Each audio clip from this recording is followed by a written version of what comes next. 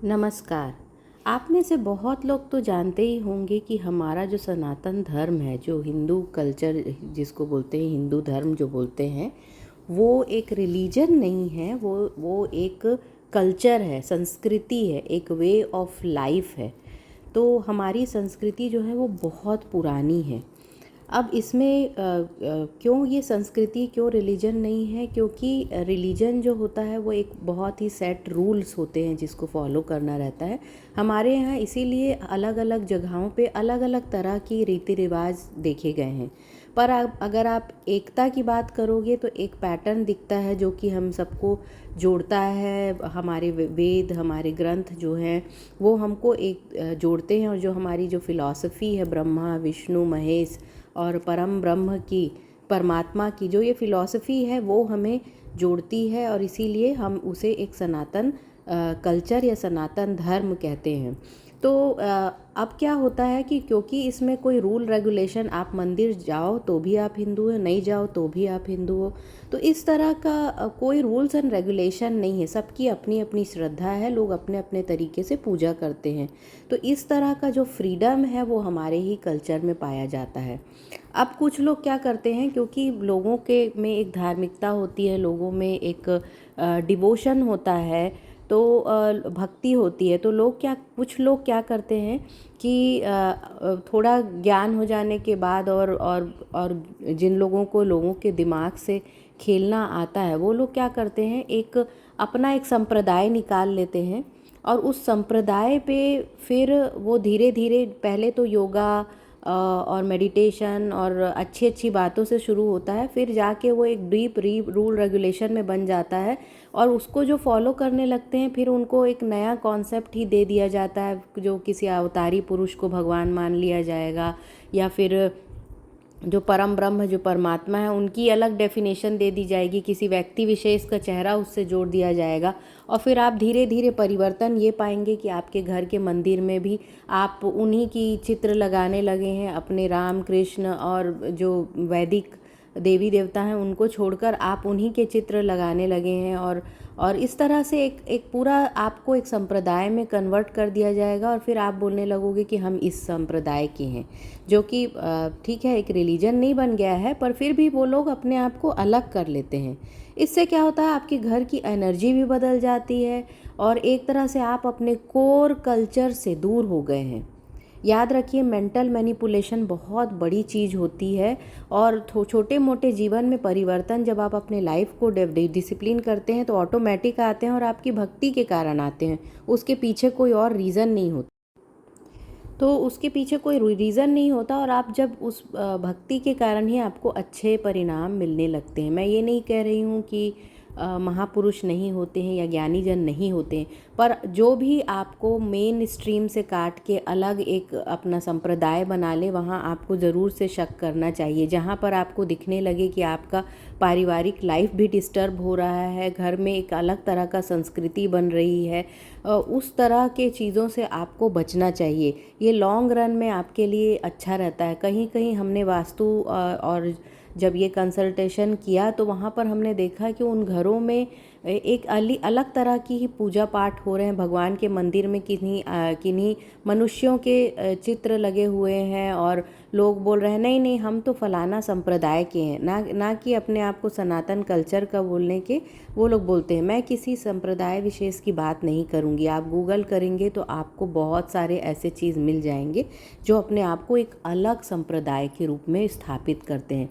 इससे क्या होता है कि सोसाइटी में एक तो बहुत सारे संप्रदाय होते हैं, लोग बट जाते हैं, फिर हो सकता है अगर कुछ एक्सट्रीम हो तो रेडिकलाइजेशन भी शुरू हो जाता है, लोग अपने ही कल्चर का जो है वो खंडन करने लगते हैं।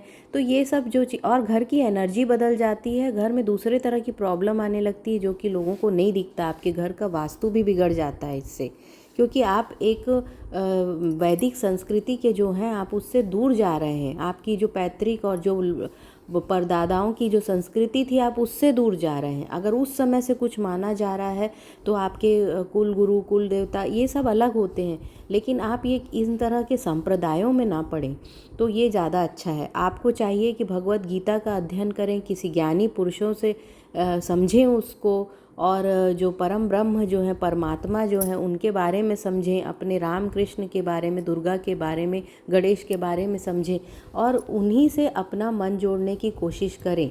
हाँ, आप कहीं से योगा, मेडिटेशन और इस तरह की चीज़ें सीखते हैं, वो बहुत अच्छी बात है। और ऐसी संस्थाएं भी हैं जो कि लोगों को दिग्भ्रमित नहीं करती या कल्ट नहीं चलाती, पर आज उन्होंने योगा, मेडिटेशन और इस तरह की चीज़ों के लिए बहुत काम किया है और स्वास्थ्य के ऊपर ध्यान देते हैं। अच्छे मेडिटेशन सिखाते हैं जिससे कि आपका स्वास्थ्य सुधरता है। और उन्होंने इनफैक्ट वैदिक ग्रंथों, उपनिषदों के का भी काफ़ी प्रचार किया है। वो जो गुरु हैं और वो जो लोग हैं, वो समाज के लिए, कल्याण के लिए भी बहुत काम कर रहे हैं। ऐसी संस्थाओं से जुड़ना आपके लिए ठीक है, पर कोई भगवान को ही रिप्लेस करके हमारे जो वैदिक कॉन्सेप्ट है उसको पूरा बदल दे रहा है, किसी मनुष्य के चेहरे को लगा के बोल रहा है परम ब्रह्म है, या फिर इस यही सत्य है, या अवतारी पुरुष हैं, ऐसा करके। और आपको आप अपने वैदिक देवी देवताओं से विमुख होकर, जिन्होंने हमारे कुल की, हमारे जो संस्कृति की परंपरा जो सदियों से चली आ रही है उसकी रक्षा की है, उनसे विमुख होकर आप किसी के पीछे चले जा रहे हैं। आपके घर का कल्चर बदल जा रहा है इस तरह से, जैसे कि आपने कोई अलग रिलीजन ही अपना लिया है। तो इस तरह के चीज़ों से बचें कि अपने घर के माहौल को एक अलग रिलीजन की तरह मत स्थापित हो जाने दीजिए। कई लोगों को मालूम भी नहीं पड़ता है कि हाँ, हम तो एक अलग रिलीजन की तरह, हम तो ये संप्रदाय को मानने वाले हैं, ऐसे ऐसे बोलते हैं लोग। जैसे आप बोलेंगे कि सनातन नहीं, हम तो ये, मतलब आप अपने आप को काट ले रहे हैं। आपके घर के मंदिर का स्वरूप बदल चुका है, आपके घर की संस्कृति बदल चुकी है, आपकी जो आइडियोलॉजी है, जो परम ब्रह्म की, परम ब्रह्म ज्ञान जो भगवत गीता में दिया गया है, वो सब से आप विमुख हो चुके हैं, दूर जा चुके हैं। आपने अपने आप को हज़ारों साल की संस्कृति से काट लिया है। इस तरह की चीज़ों से बचें। तो इस वीडियो को बनाने का उद्देश्य किसी संप्रदाय विशेष के अगेंस्ट में नहीं है। ये जनरल एक व्यू दिया गया है, क्योंकि उसको बहुत सारे लोग ऐसा करके इस तरह का संप्रदाय बना के समाज को अननेसेसरी अपने फ़ायदे के लिए बांटने की कोशिश करते हैं, अपने फ़ायदे के लिए बांटने की कोशिश करते हैं। हम उस चीज़ से समाज को बचाना चाहते हैं। और एनर्जी टर्म में भी अगर हम देखें कि एक वास्तु एक्सपर्ट, एक ज्योतिष होने के नाते, एक वास्तु एक्सपर्ट और एक संस्कृति के एक्सपर्ट और एनर्जी हीलिंग के एक्सपर्ट होने के नाते अगर हम ये देखेंगे तो हमको ये समझ में आता है कि घर की एनर्जी भी बदल जाती है, जिससे लॉन्ग रन में उस घर में अध्यात्म की कमी हो जाती है। जहाँ अध्यात्म और धर्म मीन्स वर्च्यूज़ और इस तरह का जो सत्य है उसकी कमी, आपने असत्य को स्थापित कर रखा है। अगर घर में असत्य स्थापित होगा तो आपको धोखा, आपके व्यापार में हानि होना, रिलेशनशिप की प्रॉब्लम होना, इस तरह की सारी जो दैनिक जीवन में बहुत डिस्टर्बेंस आ जाता है आगे जाके। और आप समझ नहीं पाते हैं, आप तो बहुत भक्ति कर रहे हैं, मंदिर बनाया आपने, फिर भी ऐसा क्यों हो रहा है आप समझ नहीं पाओगे। लेकिन उसका कारण यही है कि आपने अपने आप को आदि शक्ति से काट लिया है।